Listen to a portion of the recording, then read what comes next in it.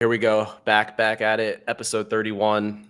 I will go ahead and apologize up front. I'm clearly sick. Not because of the lost bets this past weekend, but actually sick just with a little common cold. So I apologize for the congestion. But we're back. Episode 31. We're going to recap week one / get into the week two lines. Obviously, since feels like we're in the thick of the season now, we've got games on Thursday. So this early episode is obviously going to be catered a lot towards that game and possibly making a pick if we like it. Jace, how you feeling, man? Sounds like I'm feeling better than you, brother. I mean, you got wrecked in fantasy this week. Take it easy. But hey, we're here. We're battling. It was week one. Week one can be tough sometimes. So I get it. You probably stayed up a little too late watching the games, sweating them a little bit. I get why you're sick. But man, I'm feeling good. My Cincinnati Bengals are 1-0. I've seen some brighter days betting. But hey, we're here to turn it around. Week two, baby. On to the next week. Yes, sir. Sammy, how you feeling? I see you got yourself labeled as a clown, man. Yo, boys. Yeah, I was feeling on Sunday. I was feeling great all day. Commanders dub.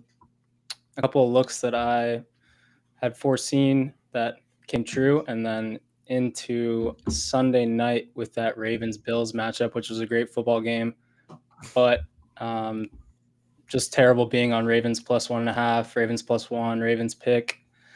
Seemed like the right side. And that game kind of flipped after the first half / first three quarters, and then followed by last night's Bears-Vikings matchup, which I had a pretty nice look, which I thought on the Bears plus 1.5 Bears pick, and that game flipped on its head too. Betting on Caleb Williams is just not a super fun thing to do. He missed a lot of throws last night, and yeah, kind of brutal 2 nights of beats, but we're back for week two. Yeah, no, that's facts, man. The 2 last night games were bad. I also got behind you last minute on the Bears. Didn't hit. It looked so strong. And then same with the Ravens. I'm mad about that game because that's when I started kind of feeling sick. So I actually went to bed early in the fourth quarter when they were up 2 scores, kind of writing it off, and woke up sick as hell. So that definitely did not help this cold. But yeah, it's a new week, guys. We're gonna bounce back. We gave out our Scooch roulette picks, we'll say. Me and Jace both cashed. I barely cashed with the Titans plus 8.5 covering that number. I know in a lot of contests that number was 7.5. And I still just don't know how that cashed. Thankful to Bo Nix. What did he do? 4th down, just throw it up and thankful to Sean Payton. That was dumb. Hey, I'm thankful though, because that was a big hit for me. I feel bad for Simi on the Bears plus 1.5, but at least Jace cashed the other side. So the Vikings came through, man. Always do against Simi. I don't know why he's fading the Vikings. I don't know why he's fading me head to head with the Vikings. So whatever, I'll take it. Free money. Hey, I love it, man. And then real quick, we were talking right before this show. We're probably going to change up how we do our picks on a weekly basis because we came up with 5 for the week 1 show. But I know we all felt different types of ways about the 5. So we're only going to give show picks together if we all agree. But besides that, going forward, it'll be all individual. So we were on like the Steelers -3. I know Simi did not love that. And obviously the Jets covered, even though the Steelers won. So that was a loss. Titans plus 8.5. That covered, thankfully, barely. Ravens -1. We talked about that, how brutal that was. Same with the Bears, which we put in, which Jace didn't like. And then I don't even want to say the Dolphins because, yeah, it is what it is, man. It is what it is. Daniel Jones looking like prime Peyton Manning for the Colts, man. Gotta love it. Oh, man, dude, tell me about it. But let's get into it. We'll kind of talk about the current state of each team maybe after we go through their week 2 matchup rather than going through all the week 1 games. But Thursday night football, we've got a big game. We've got it's 2 1-0 teams. We've got the Washington Commanders headed to Green Bay. Green Bay, I got to say, probably had the biggest win, in my opinion, of the week. They beat, the team that's arguably their biggest rival that won the division last year and I think the year before as well. So the Lions have been pretty much not dominating every time, but in terms of winning the division. And Green Bay was not only able to beat them, but actually dominate them. Michael Parsons got a sack. So looking at this line, Packers right now are -3.5 everywhere. Jace, I'm going to start with you, man. What's your feel here? My initial gut feeling is Commanders +3.5. I say that because I don't think the Commanders are getting enough credit for how they played against the Giants. Sure that I don't think the Giants are that bad. I mean, they couldn't move the ball. They didn't look great offensively, but defensively, their defense is legit, the Giants. And I think it was a solid win for the Commanders. And then Green Bay, as we know, we have a lot of changes, I think, with Detroit. So I think they're kind of inflated with their number with how well they handled Detroit. And Washington also isn't getting enough credit for beating who I think is a solid Giants team on like defensively. Obviously, offensively, they have their struggles. But I don't know. I could really see Washington going into Green Bay and covering that +3.5. I don't like that half point. I mean, I just think there's value on the +3.5 there. Yeah, definitely. Sammy, what do you think? I know you're pretty high on Washington usually, but what's your feel here on this short week?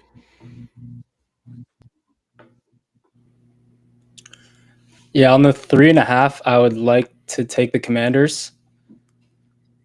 I think maybe now the Packers are getting a little bit too much respect on this line, especially with that half-point hook. I'm really not sure how great of an actual look we got of the Packers to be able to evaluate for the rest of the year, because I feel like Detroit was just so flat all day. And yeah, I'd lean Commanders 3.5 initially here. CK, do you have a lean anyway? Yeah, I want to say the same. I do lean definitely the Commanders. It's a beautiful hook with the 3.5. So, even if this is a 27-24 game, we would cover if the Packers were to win in that fashion.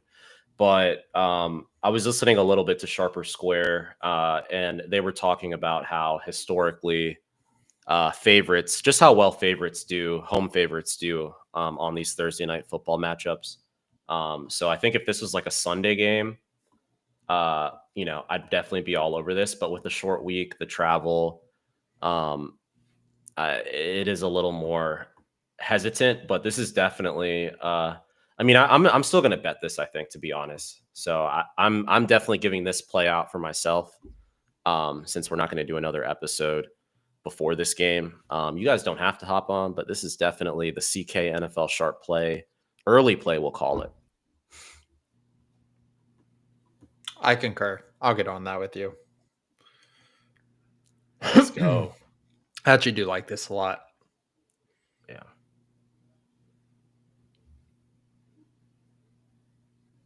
Simi, can you get there? Thinking it through. Yeah, I couldn't bet the other side, so it's either pull the trigger on Commanders or nothing. Yeah, nothing's okay. Nothing is okay. Kind of still, I want to see Jordan Love prove it. I feel like he really didn't do all that much. The defense was so productive. Yeah, I feel like the Packers didn't really prove that much other than that their defense is really good. Yeah. Yeah, I agree. I think that we are definitely getting a point of value. I think if like the Lions looked a little more competent, which I think they kind of just defeated themselves. Obviously they're missing pieces from last year, but it's like if they did look competent, it's like this game should not be more than 2.5. It should be like maybe Packers +2.5, +2. So I think we're possibly getting a point and a half of value here, where I'm comfortable with it. Yeah, I'm just interested in this line. This is interesting. This is an interesting game. What I just don't see. I don't know. I don't really even like Green Bay as like the favorite here. I mean, I get at home, obviously, how they looked against Detroit, but this isn't like this isn't Detroit offense. We saw Washington's offense is much better than Detroit. So I don't, and then we didn't get enough from Green Bay's offense to see what they're actually going to do against. I mean, I think the Commanders are legit, man. We'll see. I think this will be a way better game than what we saw Green Bay versus Detroit. Yeah, well, I don't think Simi said he's officially on, so I mean, we'll put that as a play for me and you, Jace, for now. And then if Simi wants to hop on later, he definitely can. But yeah, definitely for me, Commanders plus 3.5. I feel good about it. Same. I'm looking at I'm utilizing Grok now for some betting info, some trends. It says Washington has covered the spread 70% of their road games as underdogs of +3 to +5 since 2020, including a 4-1 mark in 2024. This trend holds in primetime games, where they've gone 3-1 ATS as road dogs.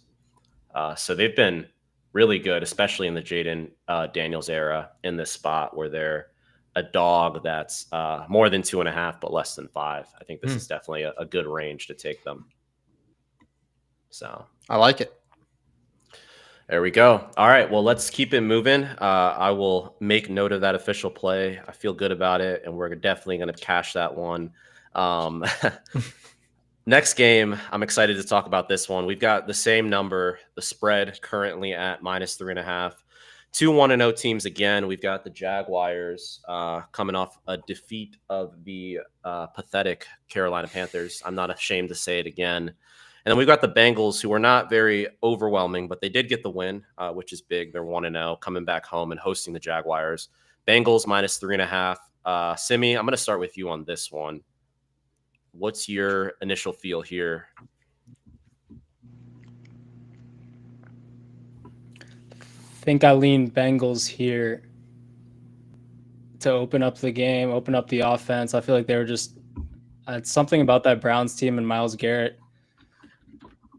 I think the last time Joe Burrow played against the Jaguars, he kind of went off, and I expect him to do that again. I could see them almost lighting up the Jaguars. Yeah. Jace? Is this in Cincy? Yeah, man, this is in Cincy. Yeah. This is in Cincinnati. Yeah, guys, I completely agree here. I don't even want to overthink it. I think the Bengals had a bad home record last year. They get a chance to go 2-0 early in the year, kind of put the narrative away and change the narrative back to, all right, we're a good football team. How do we just keep stacking wins, get better, solidifying ourselves into a playoff position, right? So with that being said, getting to do that against Jacksonville at home, I think is a necessary thing that they're going to have to do, right? I mean, I was talking about it all week, or I guess all day today and yesterday. I think Trevor Lawrence is atrocious. I think he's so bad, so inaccurate. It's about time they stop using their head coaches as scapegoats for Trevor Lawrence and start putting some pressure on him. I don't think he's very good. And if he's going to be inaccurate, we saw what the Cincinnati defense can do with, taking the ball away from against the Browns. So with that being said, I do think Cincinnati's defense looked much better. I think there's still some glaring issues in Jacksonville. So I think, like Alex said, I could see this being a blowout win for the Bengals. Okay. Can't lie, I didn't expect you guys to feel so strongly about this one. I mean, maybe for Jace, I'm not that surprised. I know he's very bullish on Joe Burrow's potential, which I respect. Before I get into my specific analysis, I do want to read a couple trends because there's some really strong ones on both sides. So we look at Joe Burrow as a favorite of -4.5 or shorter against non-divisional opponents like the Jaguars. Burrow is 14-3-1 against the spread. That's 82%. He's thrown for 300 plus yards in 12 of those games. And then in 2024 alone, the Bengals were 6-2 ATS as favorites.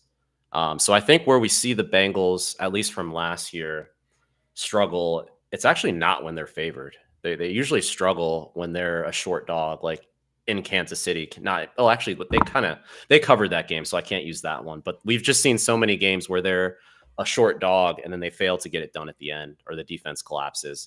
But this isn't that spot at all. This is a strong number where it seems like it's good to back them. But on the other side, I do need to point this out, though, that road underdogs in weeks 1 to 2, this is kind of crazy, are 40, 12, and 4 against the spread. That's 77% since 2005 when meeting the 3 criteria, which is, these are kind of weird criterias, but the total over 48 and then spreads of 3.5 to 6.5. I guess that, so the 48 was the 77%. So when there's a total of 48 or higher, which this game meets, it's 77%. And then when it's a spread that also falls in between 3.5 and 6.5, it's 13-1 ATS for the dog. So right. Grok is just making this work at this point. All right. I know.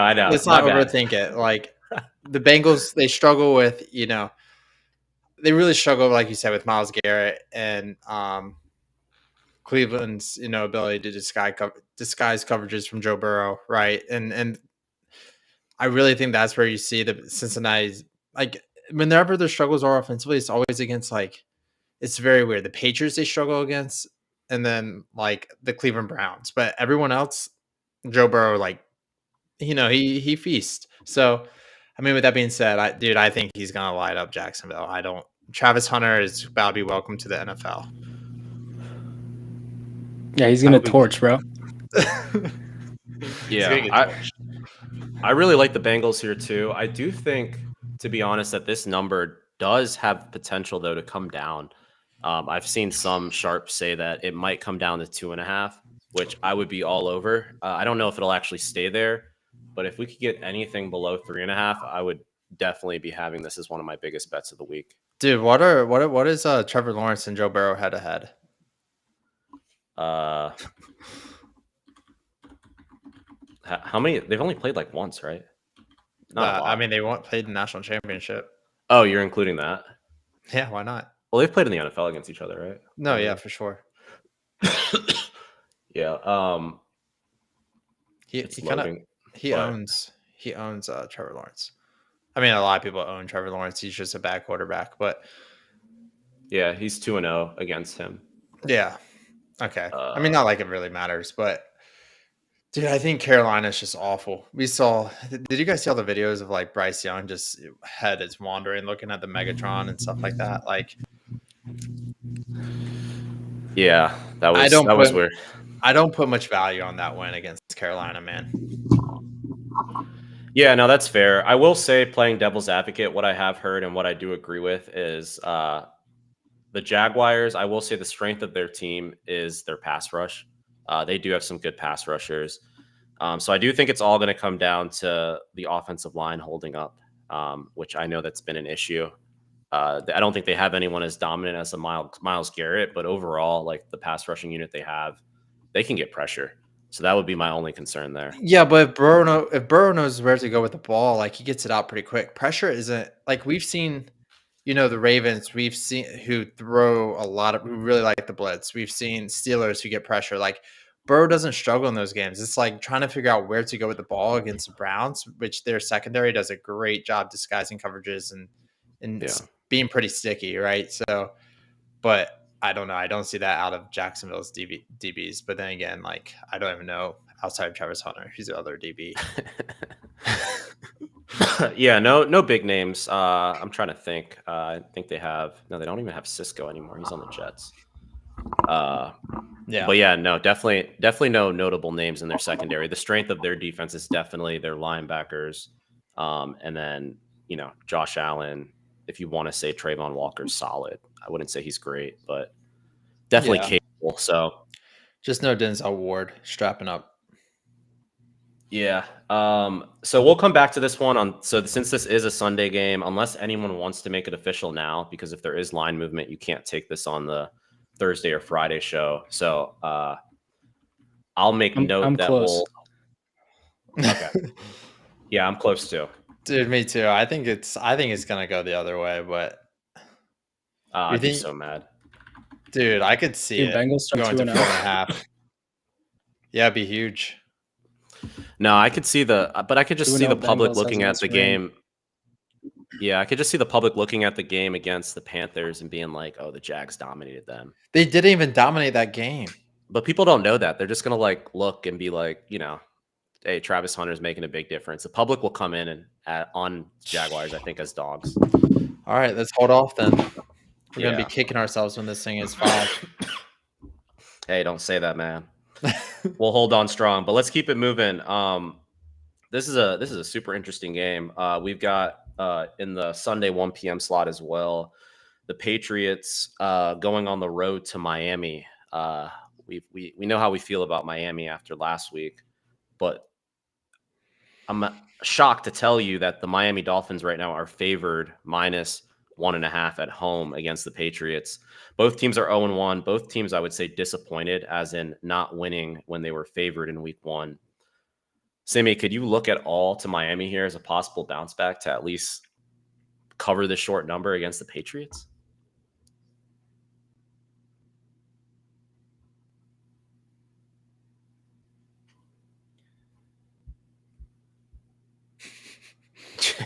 Chase, you're cracking me up. Who's going to want to bet the Dolphins? Same with the Bears this week. Yeah, I agree. I don't have much on this game right now, guys, if I'm being honest, but Yeah, I'm not betting 2 bums. 2 bummy squads. I do not want anything to do with that. yeah, I will say with all the noise, we've seen the noise with Tyreek Hill, the potential of him reuniting with KC or going to the Steelers and all the drama there. I do think that this could be a good spot to bet back Vrabel in a bounce back spot, but also I'm just not sure about this Patriots team. Dude, the line is so trippy. Why are we getting Miami -1.5? Well, maybe because the Patriots lost to the Raiders at home. But maybe Miami lost to Daniel Jones. They got waxed by Daniel Jones. Yeah, I'm just gonna stay away. We'll come back to this one for sure. For sure. Yeah. Okay, bring us to our next one. All right. We're gonna go to the next one. We've got in the 1 p.m. slot as well, 49ers going on the road to New Orleans. And this one has a lot of possible injury implications. The 49ers right now on the road are favored at -4.5. Overall, I will say I was pretty impressed with the 49ers win outside of their kicking, obviously with Jake Moody, who was waived today. So it looks like they don't have to deal with Moody anymore, which is good for them. But the big news in terms of injuries is George Kittle is going on IR, so he's going to miss the next few weeks. So that's definitely a big loss for all the things they like to do on offense. And then the other news is Brock Purdy. I believe he has an issue with his shoulder right now. He's questionable. There is a possibility that he might not play. Yeah, but there's still a possibility that he might not go. So this could end up being a Mac Jones versus Spencer Rattler. I don't know if it actually will get to that, but just keep that in mind. Jace, you have any feel here at -4.5 for the 49ers on the road? I think they're just overvaluing the injuries of San Francisco. I think if Brock Purdy goes, I think I would love to play that 4.5 number, to be honest. I know it's New Orleans Superdome, but they're just a bad football team. Kyle Shanahan, good coach, gonna have the boys ready. Christian McCaffrey answered a lot of questions, looked really good. So with that being said, I mean, they still got Warner back there. Defense. I mean, dude, they're just still so fundamentally there from that, like from guys that have been and played in a Super Bowl. It's 4.5 is too short, I think, even though it's at New Orleans. Yeah, Sammy, what do you think? You guys hear me? Yeah. Yep. Straight? Yeah. Yeah. Okay, but yeah, this is a tough one. I honestly have no read initially. Maybe we'll have a read. And I don't know why I would bet the Saints here, but the line's short. Said I don't know why I would bet the Saints here. Yeah, it's interesting. I will say, guys, I do lean the Saints here actually, which is crazy to say, but I was somewhat encouraged actually by their performance against the Cardinals. Granted, it was the Cardinals. I do think that at times we saw the potential or kind of where that defense is at in terms of it actually being, I'm not going to say a top 10 defense in the league, but a pretty solid defense that did make stops at times when they needed to. I do think obviously that's the strong point when you have Spencer Rattler at quarterback. But I will say, like, Chris Olave is playing. He got his bell rung again. But he's still technically in. Kamara scored. He's doing his thing.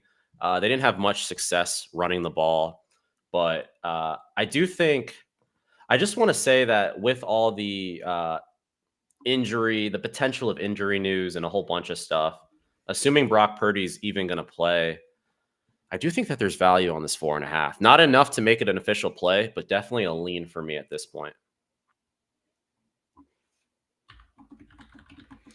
Interesting.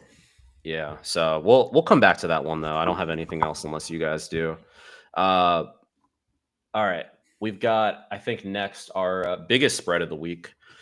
We've got the Cleveland Browns going on the road to play the Baltimore Ravens, who came off a heartbreaking loss in Buffalo. So the Ravens are coming home for their home opener.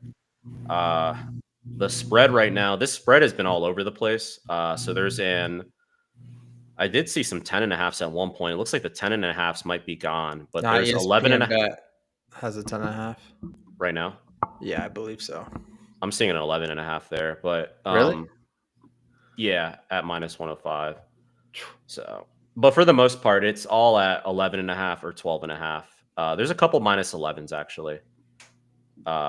So there is some variation. So you got to shop around depending on which side you like.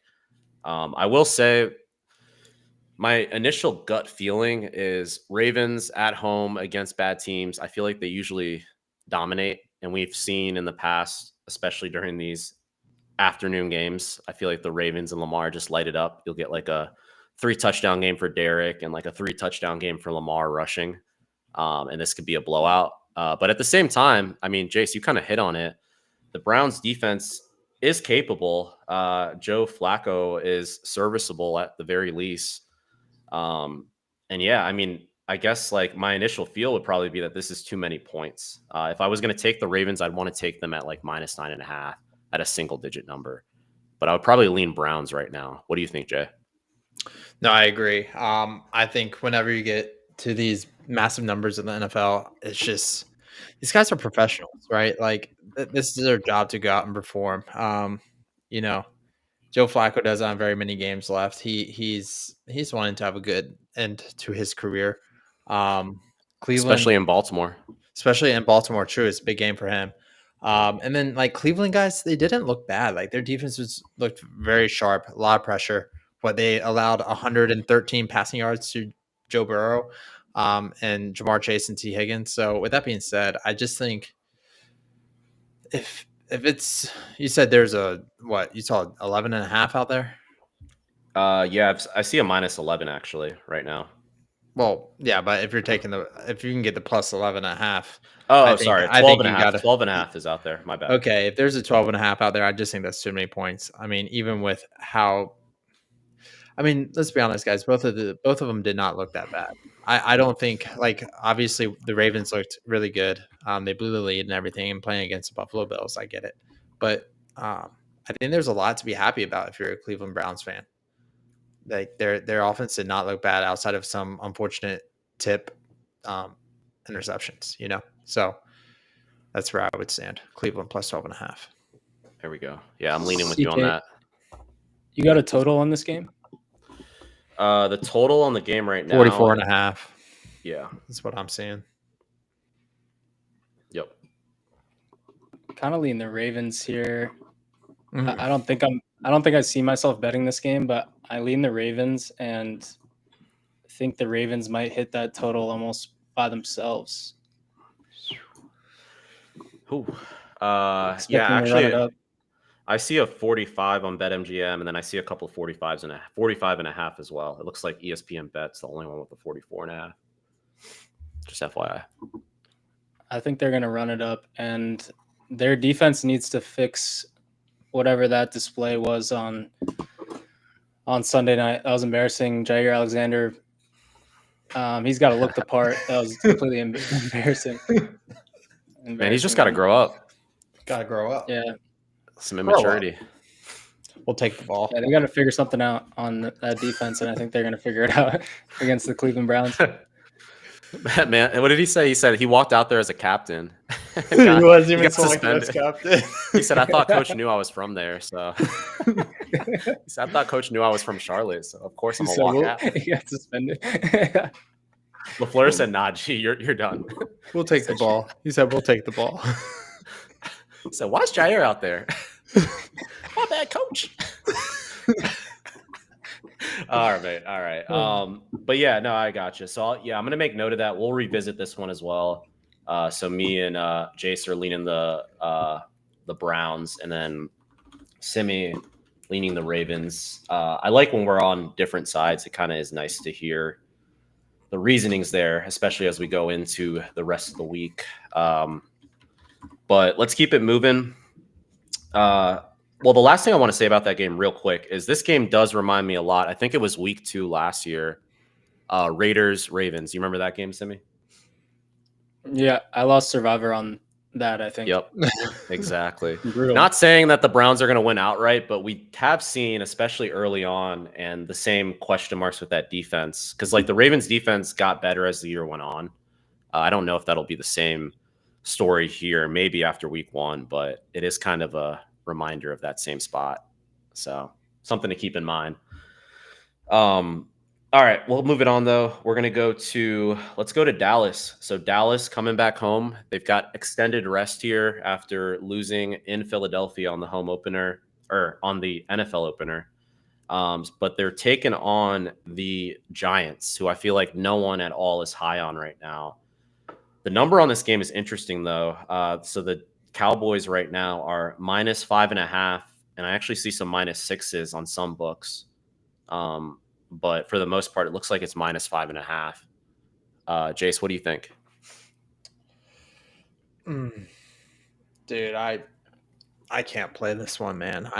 There's a lot of drama in New York that I just want to stay away from, but also at the same time, there's always seems to be drama in Dallas too. So if I was gonna play a side, I'd probably lean the Joe and me leans Dallas, I guess, -5.5. I feel like no one wants to take that number, but that's where I would lean. Simi, what do you think? Yeah, I ain't betting this game either. I agree with Jay. I mean, my initial look would be at the Giants, but yeah, I have no interest in betting this, I don't think. Yeah, this is tough. This is actually the first time I'm seeing 6s, so it's like at 6, I don't know if it'll be I want to almost lean the Giants at that point. 5.5, possibly I could get talked into the Cowboys, but this is probably a stay away. I will say, like, even though obviously the Cowboys lost, I do think the public sentiment right now, though, is that they're pretty encouraged by what they saw in Philadelphia, just in terms of Dak Prescott's ability, at least in the first half, to be able to move the ball and for them to put up some points. So that's good. And then on the Giants end, it's like it was just a complete train wreck. Like I wouldn't even say Washington, like Jaden Daniels looked amazing, but Russell Wilson looked awful. Just felt like the same old Giants in a way. So I feel like this number come Thursday, come Friday, I wouldn't be surprised if it's -6 everywhere. Nah, yeah. It's an interesting line. Yeah, but we'll come back to that as well. Yeah, I got it seems like such a sharp line. Like I could easily see this being like a 6, like right at the number. Yeah, this seems razor sharp. Oh man, yeah, this is another. I feel like they're stacking these games where it's like similar spots because we have another 5.5 when we come back to 2-0-1 teams as well. Divisional. We're going to Detroit. The Lions right now are -5.5 against the Bears at home, and I feel like this is a similar in a way of a spot. Jace, what do you think? You guys know what I think. I ain't gonna bet Caleb Williams all year, dude. I ain't doing it. So quit asking. All right. Fade him or stay off. Yeah, I'm going Detroit -5.5.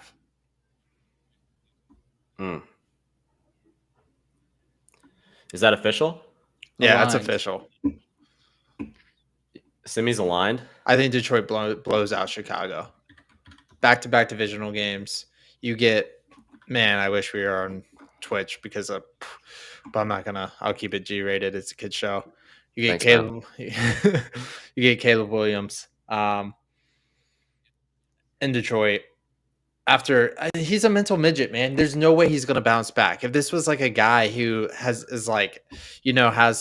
some balls, like I would be like, okay, yeah, like I don't want to bet against someone who put up such a poor performance on Monday night. But I just don't think Caleb Williams is that guy. Like he's gonna probably cry tonight, cry tomorrow night, and then just not be prepared for the game. He's just gonna be an emotional wreck. So give me Detroit -5.5. Simi, what do you think? Yeah, Detroit runs it up here. Jahmyr Gibbs, please score 2 touchdowns, brother. Wait, why do you want 2? Need it. Because he scored 0 last week. Maybe he can score 3 this week. But you don't have him on your fantasy team. I do. In a redraft league. Oh, okay. Never mind. Sorry. I mean, you're playing against Gibbs in our league, man. You got me, so take it easy. Yeah, you do have Alec or CK this week. Hey, St. Brown. St. Brown can score 3 touchdowns too. That's true. I have Gibbs in a little Gibby in a redraft as well. All three Yeah, of us. crazy. I saw a stat where he had like that was the least amount of yards anyone's ever had with 10 catches. Man had 10 catches and 30 yards. Wait. Like no one like that's the Wait, lowest he had yard total. He had 10 receptions. Yeah, he had 10 catches, Yeah, bro, bro. and 30 like he had 10 catches and like 15 points. I'm like, bro, what is Wait, going no on? shot. He had 10. He had 10 catches. That's crazy. Why is that so funny? Dude, it just sums up my week. I 9 carries, 10 catches. dog. Like if you would have told me He's Gibbs also is still getting 10 good. catches, it's like He had no business scoring 15 points in that game script. that's true, man. But I'm getting tired of Montgomery. I mean, it's getting ridiculous. Especially when I'm playing against him. I'm tired of Logan having Montgomery. But all right, we don't have to get into that. But anyways, yeah. Atlanta. Oh, I'm this is a stay away from me right now. Simi, do you want to make this play official for you like Jace, or you want to revisit it? I mean, I don't see the line being any more favorable if we wait. No shot. Yeah, because I'd be there's down to already fire sixes. this. Yeah. All right, I'll give it to you. Detroit -5.5. You guys are officially on that. I'm just gonna stay away from that for now. Dude, okay. why? You gotta explain to me real quick. Why do you like Caleb Williams so much? I don't get it. Me? Yes. Well, I wouldn't say- You always find a way to try to back Caleb Williams. Well, no, I'm not. No, trying to back. you do. I wouldn't say I'm that much of a bull. I You love defend him. You love defending him. Well, bro, because you hate on him, bro. Like it's personal. So It's not personal. It's not personal. He's just bad at football. I don't know, man. I see it the other way. Obviously, I do think there's some immaturity. I think it's all mental with him, which isn't like any better, but it's like the talent's there, man. And Bro, I think he misses passes. He misses physical passes. he does, but he also A did some lot. things. He did some things I'm encouraged by. So obviously, the offense stalled out. The Bears After favored. missing a read. Yeah, but I will Sure, he say, holds onto the ball too long, and then he does some things of breaking down the pocket. Sure, great. yeah, You could have. what he struggled with last year was he was staying in the pocket too much. And I heard this on Sharper Square actually, but I will say I agree. Like I was encouraged by his ability to like get out of the pocket and use his legs. Obviously, he had the rushing touchdown, but he's at least like he's improving slowly. So I see the plan. I just don't know if it's there yet enough for me to want to back him in this spot. So I'm just staying off, man. I don't love Caleb though, so take it easy. That's crazy. All right. Oh man. We got a another divisional game, 1 p.m. still. So the Jets right now are a 7-point home dog against the Bills. Wow. This is another razor sharp line, man. So I feel like the general consensus with the public, and I think everybody was, even though the Jets lost, you got to be encouraged by what we saw from Justin Fields. It seems like the script that they had was catered towards his strengths. They got him outside the pocket at times when he needed to make easy throws. They got him using his legs at times. It just seemed like the perfect balance where he was super effective against the Steelers. Brees Hall looked great. I do think the Steelers had some issues against the run for some reason. So I don't know if that'll continue, but Brees Hall looked amazing. Garrett Wilson had a good, nice deep touchdown. I do think that Aaron Glenn overall has brought some fire to this team. And it seems like they're, at least ready to compete with anyone, in my opinion. But we're talking about Buffalo. We're talking about a team that arguably is the best team in the league right now. Is this too many points, Jace, or do you like Buffalo here? Dude, it's hard because Josh Allen struggles against the Jets sometimes. And like all of me is like, oh, the Jets looked better than I thought they were going to look. And I should be backing them. But I also sucked this past week. So I just want to fade myself. So with that being said, has been the number one indicator for why I'm taking the Bills. It's just a direct fade of myself. Give me the Bills minus 6.5. Official? Official. Jay, come on, man. We're not capping games. It's not like official. this. It's not official. All right, but I do lean Buffalo.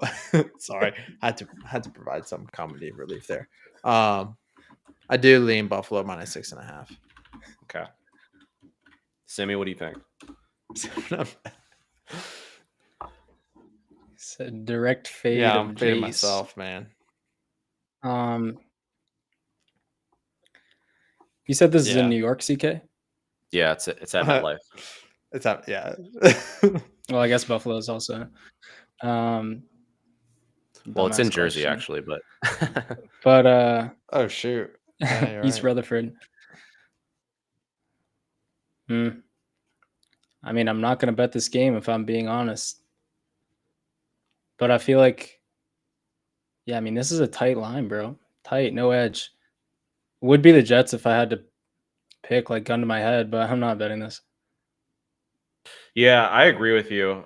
This is a stay away for me. I think that the line's razor sharp, so definitely stay away. I'm surprised that Jace has a strong lean here to Buffalo. I do have a strong lean towards Buffalo. You also don't like Justin Fields either. No, I actually don't mind Justin Fields.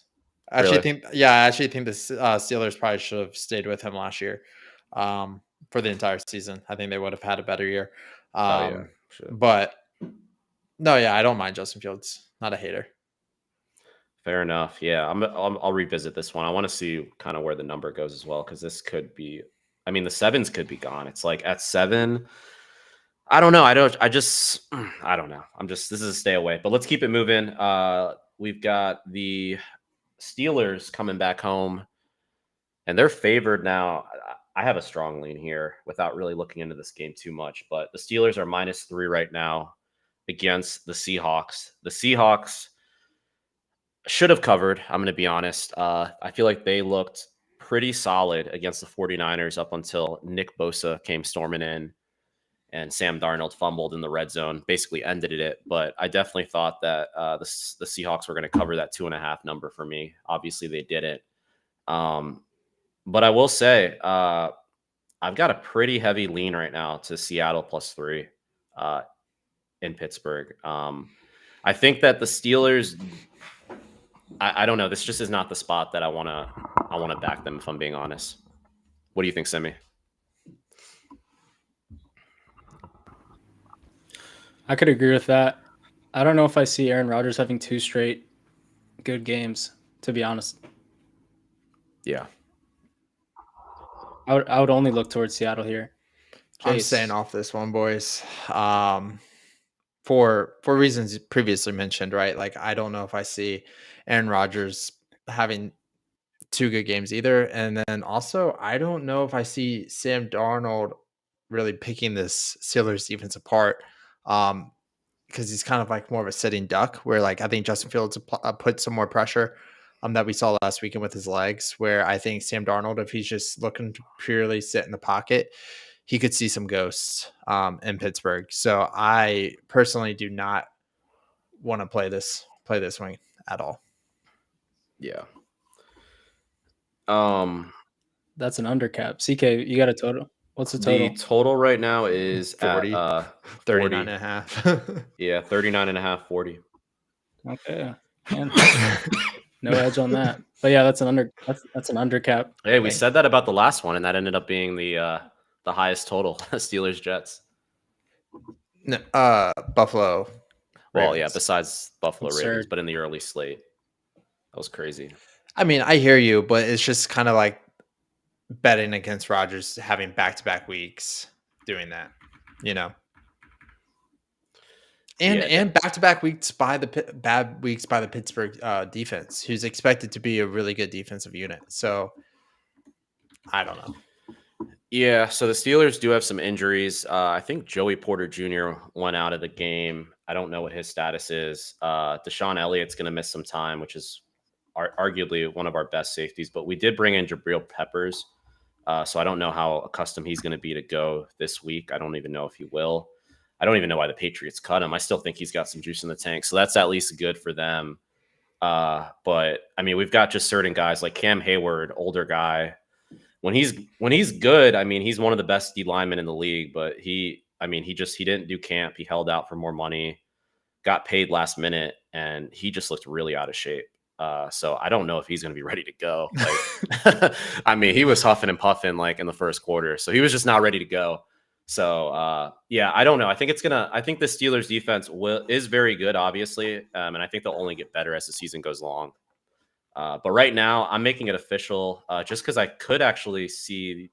I'm just afraid that this is somehow going to move to 2.5. So give me Seahawks +3 on the road in Pittsburgh as an official play for me. So yeah, I don't know if Simi wants to hop on that too, but we'll revisit it either way. Yeah, I'll hold off for now. But that's the side I'd be looking at. He's a smarter man than that. No emotion. Facts. All right. Let's keep it moving. Rams. I think this is the last Rams 1 p.m. game. Yep. We've got the Rams going on the road to Tennessee. So Tennessee, obviously, with a somewhat disappointing performance in terms of being able to score touchdowns. They weren't able to score any, but somehow kept it one possession with the Broncos the entire game at least. But they're +5.5 right now at home. Jace, what's your thoughts? Yeah, man. I have a heavy lean to Rams here. Cam Ward, I will say, he looked really good, making the right reads. Didn't strike me as throwing the ball into risky spots. Looked great with his pocket presence, moving, creating some nice throwing angles, which you don't really always see out of rookie quarterbacks, right? You see a lot of batted balls from rookie quarterbacks. So I thought Cam Ward looked really, really good. But with that being said, Tennessee is still really, really bad I mean, straight up. And I think with Sean McVay, and just Cam Ward week 2, I don't think he has enough to really cover this 5.5. So I lean Rams minus 5.5.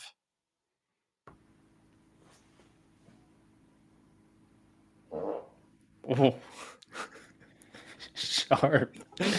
Nice one, bro. Oh, I want to bet the Titans often this season. I don't know if this is going to be one of the spots where I would jump to take them, but I want to bet the Titans a lot. I would not take the Rams here, but probably going to wait on this game and see what the line moves around like. I don't see this. I almost want to back the Titans. I want to back the Titans every week, almost.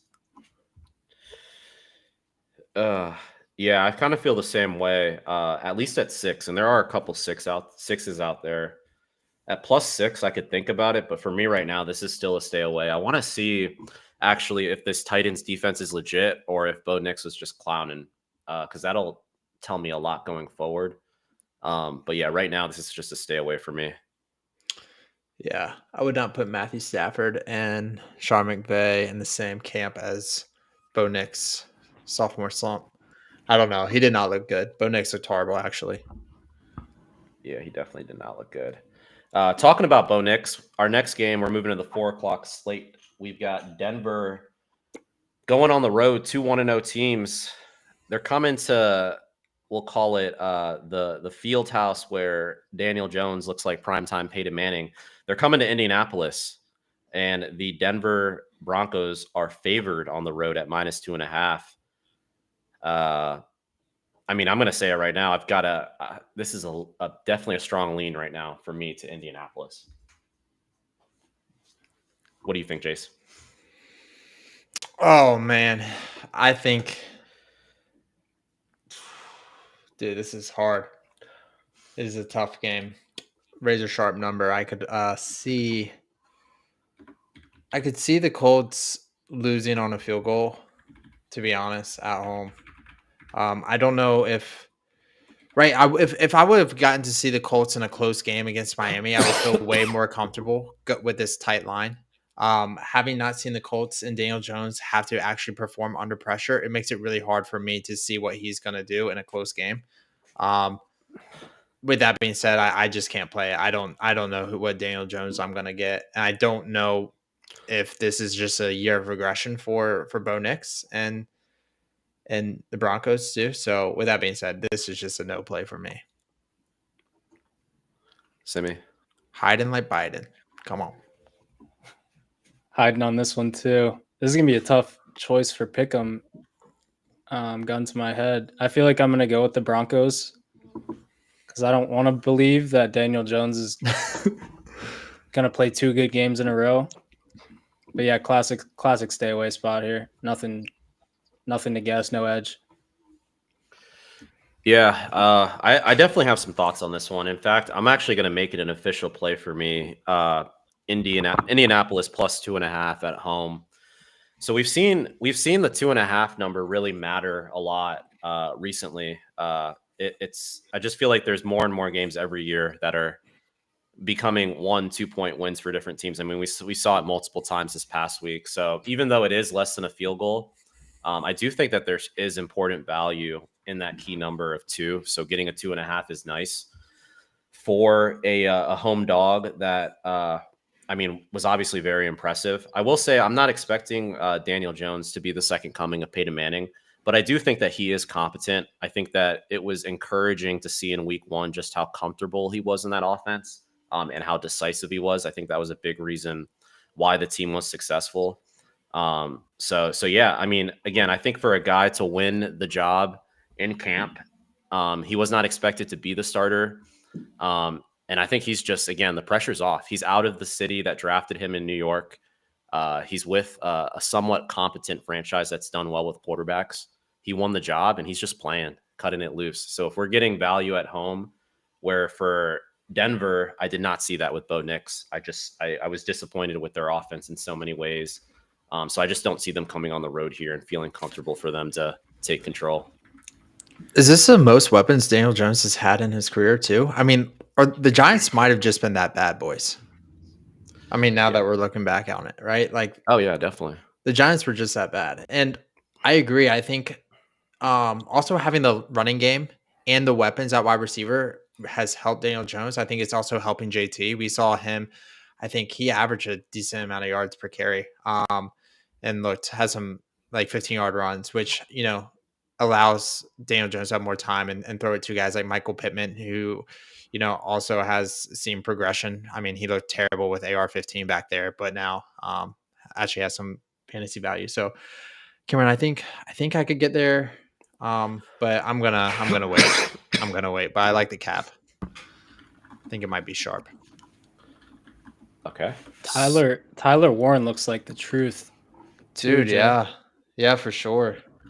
Dude, I don't know. I think the Colts might actually just have a solid team.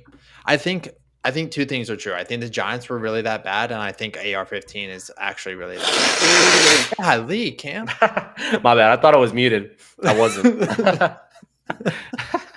Hey guys, come on. We're recovering over here. He's like, golly, Cam. Hey.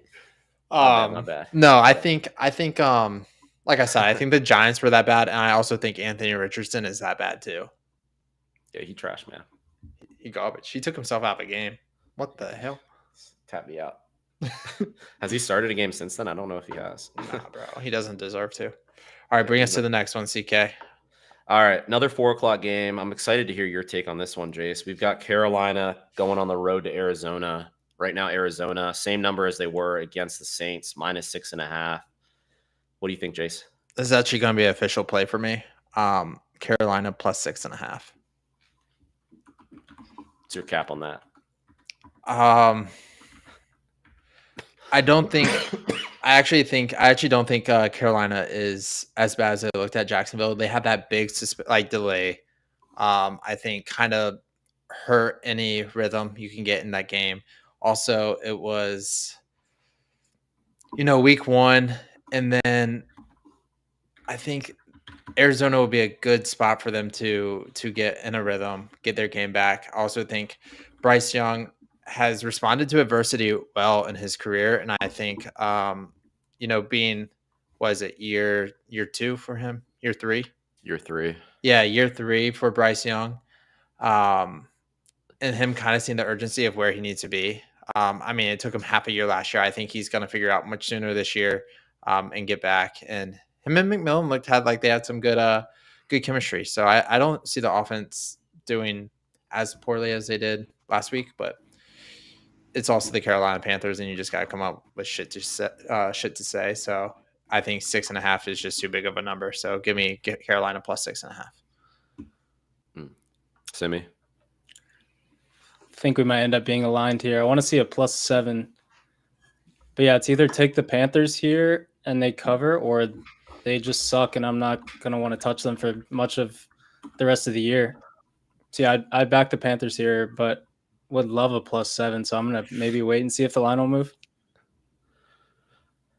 Yeah, no, very true. Yeah, I'm in agreement too. So we'll revisit this one, but this might end up being, I know Jace is already on it, but we might all end up being on this one because I definitely like the Panthers here. I think it's such a key number, and it's just too many points. Even though the Cardinals did cover on the road against the Saints, I do have some faith that Bryce Young will be able to bounce back and keep them in this game at the very least. I mean, the Cardinals are not a good team in my opinion. Still, if I'm just being honest.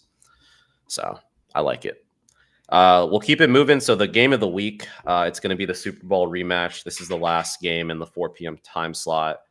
I mean, do I have to say anything else? We've got Mahomes as a dog, +1.5. There's a +1s out there as well, but DK, which I'm looking at, is +1.5. There's -1.5 too.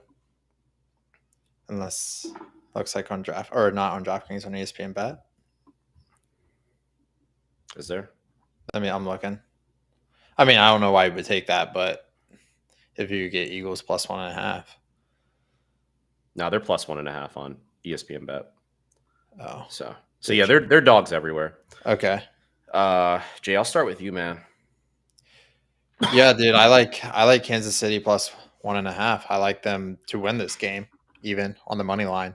Um, I I wonder how many games Patrick Mahomes has even lost back to back in his career. So um, at home, Kansas City, a season opener um, for that stadium, obviously. Um, Yeah, I just really like Kansas City here. I know they're going to be battling injuries with Xavier Worthy out. Sorry, Alec. I know you have him on your fantasy team. But I think we saw some glaring issues with Philadelphia last week. I mean, their defense has some big question marks. Um, I think Kansas City will contain Jalen Hurts a little bit better than Dallas did. And I mean, Dallas did all right containing him and Devontae Smith and AJ Brown. So yeah, man, I'm just gonna lean Kansas City here at home season opener. Sammy, what do you think? Semi. Tough one here.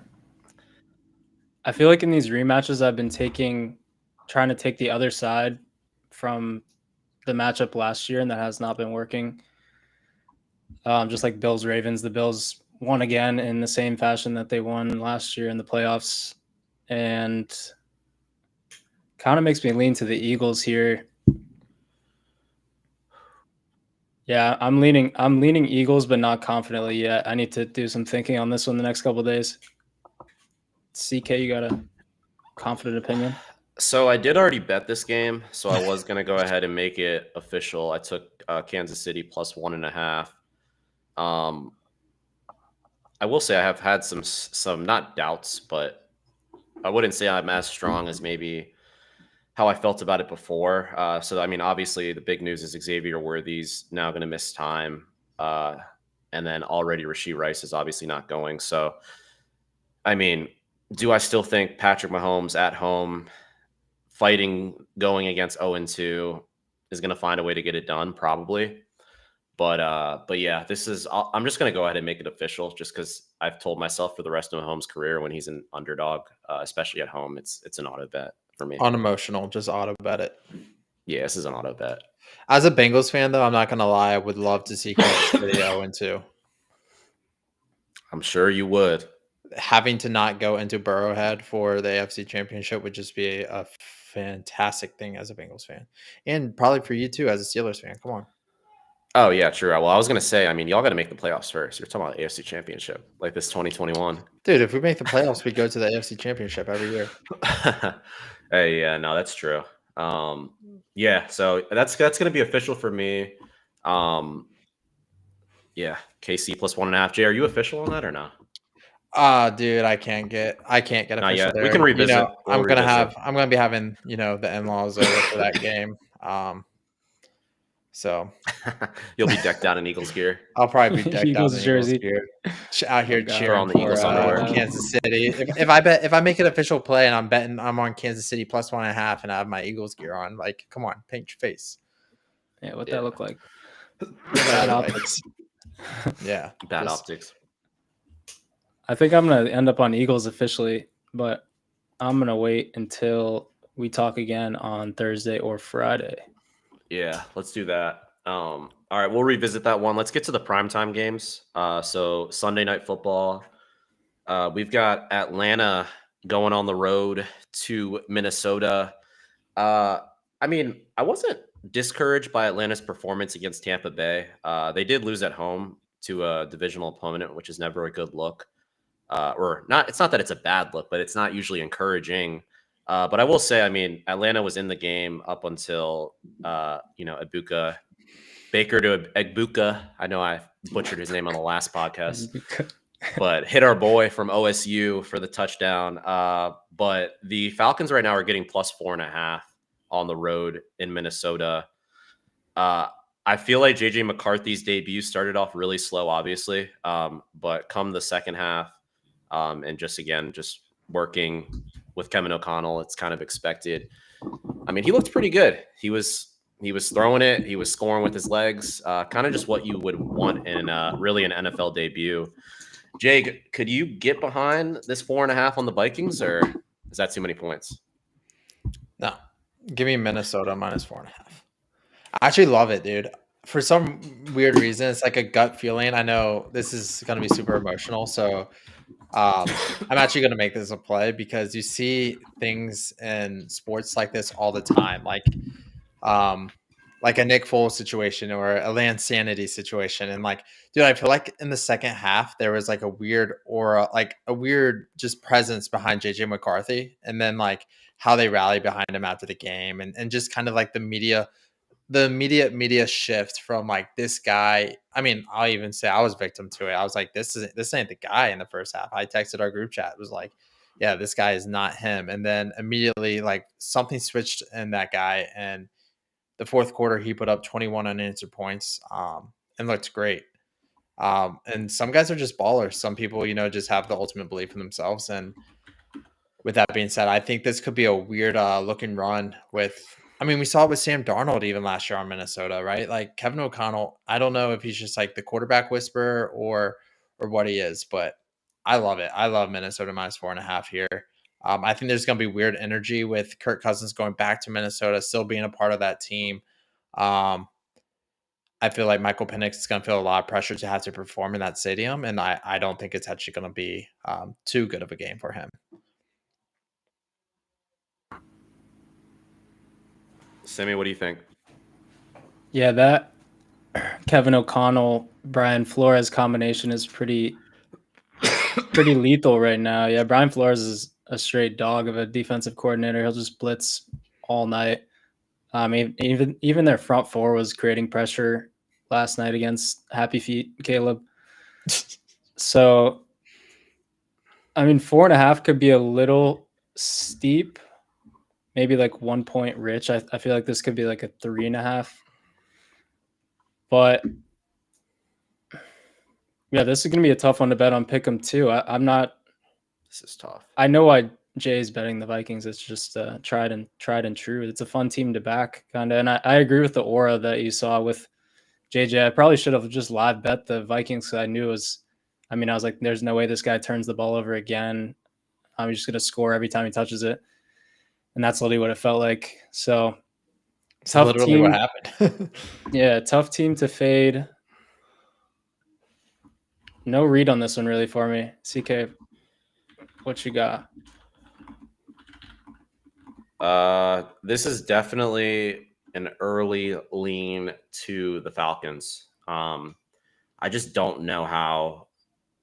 I mean, this is kind of absurd. I just don't know how this is the Vikings -4.5. 4.5 is such a beautiful number too. I'd happily lean to the Falcons. Not enough for it to be official for me. I want to revisit this game. I want to look back at really how the Falcons offense looked against the Bucs defense. Because from what I saw, I didn't really watch that whole game. Obviously, just kind of some clips on Red Zone, but there were some great plays and some great drives by Penix, which is good to see. But yeah, I mean, I think that this game, I think there could be 2 points of value here on the Falcons. I think this game should be -2.5. Yeah, but Vikings. isn't Drake London questionable too? Like he's predicted to not be playing, right? Yeah, he's kind of hurt. He's hurt. Yeah, that wouldn't be good. And also, Atlanta is 1-7 in their 1-7-1 in their last 9 games as road underdogs. That's 11%, which is awful. So I mean, that could be an issue, especially playing in a place. I still, again, just with the number, I've got to lean to the Falcons, but I'll revisit this one. I doubt it'll be an official play. So, but I like your guys' caps. Let's keep it moving. Let's move to Monday night. We've got 2 games Monday night. Where else do we have to go? What'd you say? You said let's move to Monday night. I said, where else do we have to go? Hey, you're right, man. Only thing is Monday left. So, but we do have 2 games, which is a little unusual, except for the start of the NFL season. There's usually at least, I think, maybe 1 or 2 Mondays with 2 games. But we've got the Bucs, who we were just kind of talking about against the Falcons. They came off a nice win, kind of a comeback. They're going to Houston, and right now Houston, who lost in LA, very disappointing in my opinion, especially from the offense there. Houston right now is favored -2.5, which is really interesting. Simi, I want to get your thoughts on that first. Yeah, Houston just looked so like dead. I don't know. That was one of the games that wasn't totally fun to watch. Um, this is in Houston, right, CK? Yes, correct. Yeah, another tough number that I kind of want to see move around a little bit before I take a side. Yeah, this is Yeah. really tough. Jace, what do you think? Oh, I think I'm gonna back. I lean Houston here. I do. I getting right at home. I know they were slow to start. Dude, Sean McVay and the Rams, a veteran team, veteran coaching staff, veteran quarterback. I just think it's a hard place to start your NFL season. I think going back home, getting from I don't know if Tampa Bay looked great defensively. I didn't watch same thing with you. I caught some snippets of red zone, but didn't really watch their defense. Yeah. So I don't really have a lean, but I would trust that Houston is still a legit team. Still, their offense is going to put up more numbers and keep this one close at home, and possibly get it done. So I would lean Houston, but I'm not making that play. Yeah, I'm in agreement. I definitely lean Houston. I feel like I could definitely get around on this. This is a heavy lean. I want to make it official, but I'm not going to. I just want to make it official because I feel like I'm on all dogs, and this is a favorite that I could get behind. My only issue too is, dude, Baker's such a dog. Like he's just such a fighter. I know that he's, if he has the ball in the fourth quarter, dude, he's just locked in. When it comes to CJ Stroud, at least in the regular season, I don't necessarily feel the same way. I was not impressed at all by him in LA. I think it's an issue, even though I think things will change. It is an issue that like he wasn't able to get his best target, Nico Collins, the ball at all. And yeah, it was just not an encouraging performance. But with that being said, I do think that this is a must get right spot for them. So I could be talked into that 2.5. All right. Last but not least, we got one more game. Jay, what is it? My screen's bugging out. It's LA Chargers versus the Las Vegas Raiders at the Raiders. Oh yeah, I love this one, man. So right now the Raiders are plus 3.5 at home. The Chargers, obviously, with a huge win in Brazil, beating the Chiefs, beating a team that's kind of stomped all over them for the past decade or so. And then the Raiders are also 1-0 as well, same division, with I would say definitely an encouraging win against the Patriots, who could actually end up being a really bad team, but still encouraging, I think, for them to get that win on the road. Geno Smith looked good, looked confident. Jacoby Myers looked great. Brock Bowers, he's going to miss time, I think, right? Maybe not. Possibly. Yeah, I think he's questionable. Questionable, yeah. He's not doubtful yet, but questionable. Yeah, so that could be something to keep in mind. I love the Raiders here. This is definitely going to be a revisit for me. I think that everyone, after what they saw the Chargers do to the Chiefs in Brazil, I think people are just going to be looking for ways to back the Chargers. They're going to think that they've turned the corner. And if we know the Chargers, we know one thing. The Chargers are going to Charger, and they're always going to get brought back down to earth. Not saying it will definitely happen in this week too, but I think there's always going to be value when the Chargers are coming off a big win, especially against the Chiefs. What do you guys think? I will say if Las Vegas didn't win, if the Raiders didn't win last weekend, I would totally be looking to back the Raiders here. But that win it's throwing me off because it's kind of like a lot of people predicting to be the Patriots to be good. I don't think they're actually going to be good. I think they're, like you said, they're going to actually end up being a bad team. But with that being said, I think you're getting kind of a low ball number. I think with the -3 or with the +3.5, I think I would be rather looking for like a 4.5, 5. Yeah, dude, even at home against Herbert and Harbaugh, who were good last year too. Like, I just don't think. I don't know. I don't see the Raiders.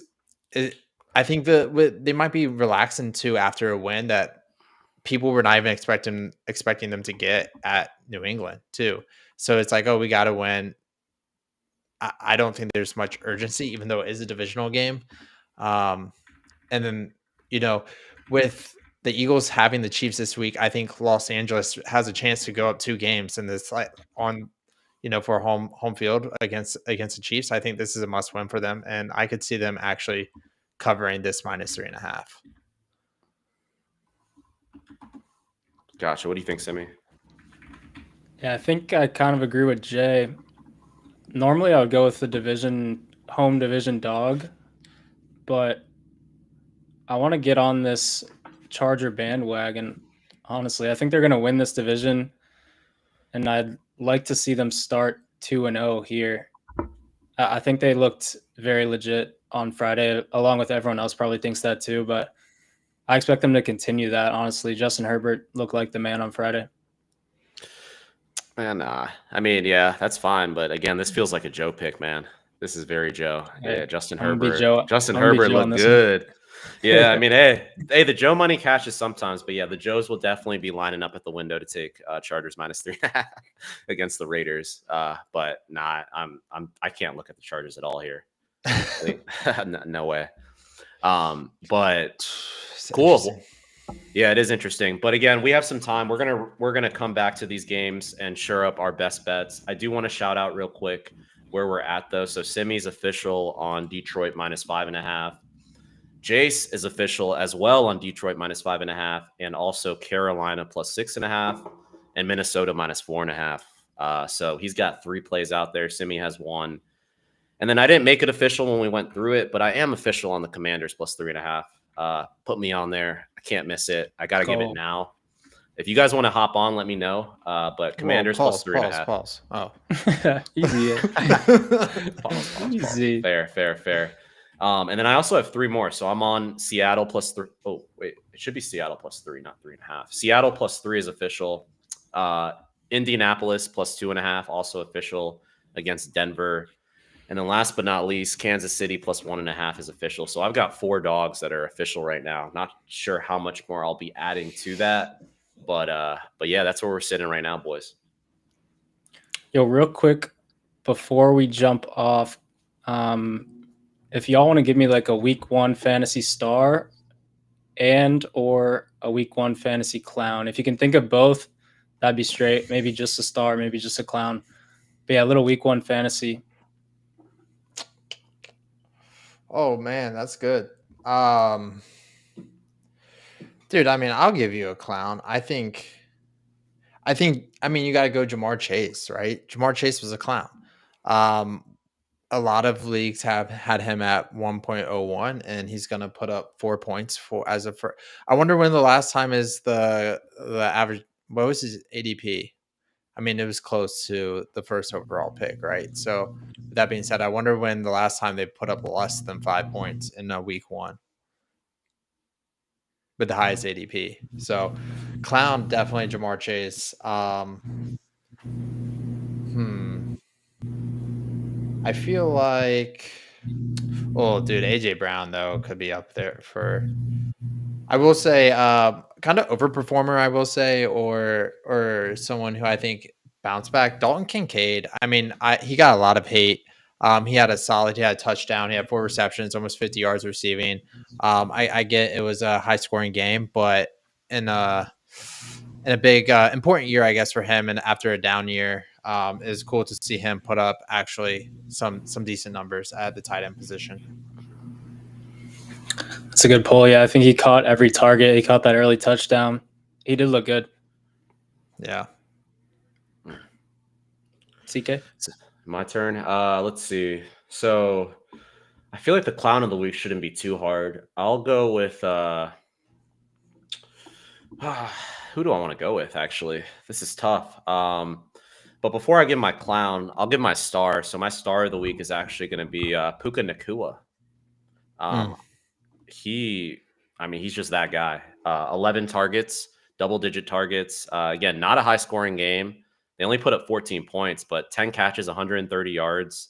Also had 1 carry. I mean, that's the thing is like he's replacing what Cooper Kupp was in his prime in that Sean McVay offense. And even though Devontae Adams is there and I think he'll be solid, it's really encouraging if you own Nacua to see that level of just involvement. I think he was targeted. So he ran, I think, 22 routes, or sorry, he ran 22 routes and he was targeted 11 times. So that's, I think, the highest target rate per route run. So I think that's definitely a star right there Wish of we the could week. get out Chase. I know that'd be nice. And then clown. Let me Zach just pull Taylor. up. Zach Taylor's a freaking clown. Golly. You want to clown Zach Taylor? Madden ass playbook. Come on. Oh man, Zach Taylor. Yeah. So clown of the week, I'll just go AJ Brown, man. 1 catch, 8 yards. It's unacceptable. What are yours, Semi? Yes, week 1 star. I'm gonna go Emeka Egbuka. I have him ×3 in redraft leagues. Hyper efficient week 1 for him. I think it was like 4 catches, 2 touchdowns, or 5 catches, 2 touchdowns, something like that. And yeah, he just looks sharp on his routes. A couple of nice throws from Baker, but yeah, I mean, I expect Egbuka to keep it rolling this week in prime time too. And then clown, I would have to go with my guy Tyreek Hill. I've been concerned about him all offseason, and yeah, I mean he was like out of position pre-snap a couple times. He's just not. I mean, Tua sucks, to be fair, but Reek, yeah, nothing redeemable about Reek. Yeah, that's a good question. He might have negative points, right? Yeah, I got 2 more quick questions for you guys. This would Okay. be good as well. So let's talk a guy that could have great bounce back potential specifically for week 2, or who you think will bounce back, and then we could also talk about a possible waiver wire gem if you guys have one for going into week 2. Okay. I guess, do you have one, Jace, or I can start? Yeah, I think bounce back is Joe Burrow against the Jags. I see him absolutely destroying that defense. At least 3 passing TDs. So yeah, I see him. I don't see him having another bad week of 8 points.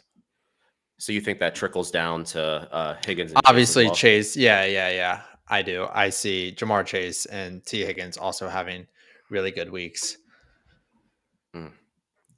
Yeah, and while you're on that topic, I will say another star too is Chase Brown, real quick. I mean, I think he ran all the running back reps, so I mean, he's definitely the RB there in Cincy. Yeah. But Simi, you got anything in terms of a bounce back guy or a waiver wire gem? Oh, I missed my waiver wire. Bounce back, yeah. Burrow's an easy one too. I have him in redraft, and I used a lot of draft capital on him, so you can imagine my win-loss record in that. Not great, 0-1. I can easily see Burrow surpassing the 30-point mark this week, though, so that's a great bounce back pull, and I agree with Jay on that. Waiver wire gem, I'm gonna go with, I think his name's Harold Fannin. He's the tight end in Cleveland. Yeah, he's I agree. a lot of palpable buzz around him right now, rightfully so. He's a good looking tight end, and yeah, I think he probably flies off waiver wires this week. Yeah, I didn't get mine. Let me get mine real quick. I think Hollywood Brown or Keenan Allen. Also, Keenan Allen was pretty impressive in their game against the Chiefs and got a decent amount of targets. I think he had a touchdown as well. So I'll be looking to add him. Yeah, one of the debates right now is Q Johnston or Keenan Allen. Do you guys have a lean on who you'd rather have going forward? Keenan Allen. Between those two? Yeah, I'd have to go Keenan too. Yeah, definitely. I agree. I think sometimes it will work out for Johnston, but it seems like he's more a big play guy, kind of under 5 targets type of guy. I think Keenan's kind of set up to get more consistent targets. So I agree with that. Let's see. My waiver wire gem. Geez, I don't even know if I have one. I was telling you guys how I was struggling. Since I'm last place, I have first priority, and I don't even know who to pick up. Hollywood Brown, bro. You have Rashee Rice. Yeah, I don't think I'll get there on Hollywood Brown. If anything, for the value, I wouldn't prioritize this guy first, maybe in 10-man leagues, because he probably won't go initially. But I do think there's value on Juju. I think he's a much more safer, reliable option for Mahomes compared to Hollywood Brown, who has upside potential on big plays. Obviously, got a lot of targets, but I do think that Juju's going to have to end up being that guy that he's going to consistently go to, at least on the dink and dunk stuff, kind of that Rashee Rice role, where Hollywood is going to more so replace maybe a lot of what Worthy was doing. So I would actually lean more towards maybe the value that you could get on Juju if you're in a league where you have a deeper bench. So that would probably be that there. And then what was the other question? Bounce back? Yeah. Yeah, bounce back wise, I definitely got to go with Nico Collins. I think he's going to have a big bounce back. I think, yeah, there's no way Houston goes into this next week without prioritizing getting CJ in rhythm with who's clear cut been his best receiver that he's had the best chemistry with so far in his young career. So I think there's a lot of good bounce back potential there. You guys have any overachievers real quick? Last one, I promise. Any overachievers? So guys that balled out in week 1 that you're not sold on. I'll start since I do have one in mind. I want to say Travis Etienne. Travis Etienne, a guy that I went up against, had 18.6 points in fantasy PPR leagues. He had 16 carries, 143 yards, and 3 catches. I think that could honestly end up being one of his best games of the year. It wasn't expected. We do know that it is going to be a committee there. I think that the Jags ended up taking a running back in like the second round and Tudor, and then obviously Bigsby's still there. So they also all got some work, and I think it'll only become more shared. So yeah, I do think Etienne's solid. I just don't expect him to be a 15 plus point guy every week. What do you guys think? Anything? Bigsby just got shipped out today to Philly, which is kind of a wild move. Yeah. Yeah, well then maybe I'll pull that back a little bit. You gotta pull that back. I was about to say that. All right. Well, if you guys have anything you can share, or don't force it. I think I have a couple. I'll say Aaron Jones. I think with Mason getting a lot, really looked dominant in the carries he got. I think he's going to solidify himself as a primary back there. Obviously, Aaron Jones, he has a potential to score touchdowns, big plays. He's still an elite skill player, but I could see him just being a complete bust some weeks. He put up 15 points this week. I don't see that happening every week. And then I had another guy Zay Flowers. I think Zay Flowers at 30 points. I don't see him really shooting for wide receiver 1, but maybe I could be wrong. Yeah, I kind of like Zay. You got anything, Simi? Yeah, I like Zay Flowers too, kind of for a year-long outlook. But I'd go with the combination that overachieved, and I think it was Justin Fields and Garrett Wilson. Not expecting too much more of that out of those two. But I mean, if they do, I'll be delightfully surprised, and I'm also surprised that it was against the Steelers D. But yeah, I think they overachieved for sure. Yeah, I agree with that. I mean, I've seen some like guys be so bullish on Fields where they have him as like QB6 for the rest of the year, like right above Mahomes, which again, there is that upside there, especially with what he can do with his legs. But yeah, I don't think that that'll be a weekly thing. My last one real quick is going to be, where's he at? I'm just looking at who I played against because I can't believe I lost. But Debo, I mean, he had 23 points in PPR almost. Yeah, I mean, there's just no way. I think once Terry, good. Yeah, he looked great, but I think once Terry gets going, because Terry missed most of camp, gets back in rhythm with like Terry only had 2 catches for 27 yards. Debo's not going to replicate. I mean, I don't think Debo's going away, bro. Come on, man. Terry had 2 catches. Yeah, all right. He's not going to be filling up the stat sheet, but like he's not going away. He's solidified as the number 2 guy, and he's still going to get involved in the run game. Come on, man. He's fat, man. That's all I got to say on that. So I don't know. I think Noah Brown's gonna. I mean, I think he's gonna end up being the wide receiver too, and Debo's just gonna continue to eat. So, like literally eat. Oh, man. We'll see. No, I'm just playing. But all right, that's it. We'll wrap it up. We've been going for a little bit, but this is a good episode. If you guys are watching the rerun, please like and subscribe.